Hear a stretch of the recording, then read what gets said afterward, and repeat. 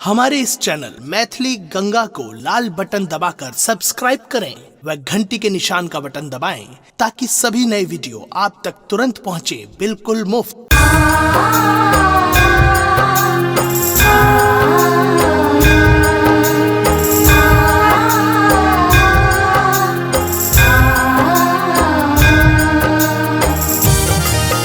अपने सुन रहल छी गंगा कैसेट के प्रस्तुति।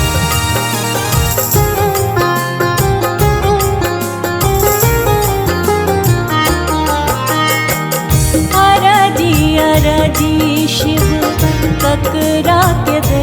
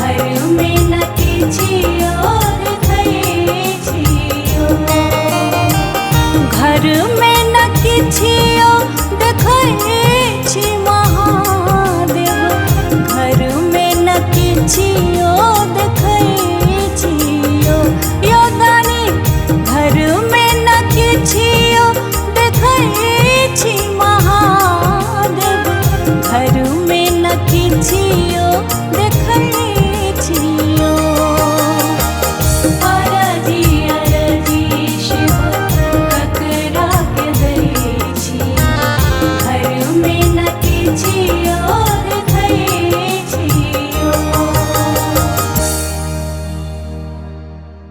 हमारे इस चैनल मैथिली गंगा को लाल बटन दबाकर सब्सक्राइब करें व घंटी के निशान का बटन दबाएं ताकि सभी नए वीडियो आप तक तुरंत पहुंचे बिल्कुल मुफ्त।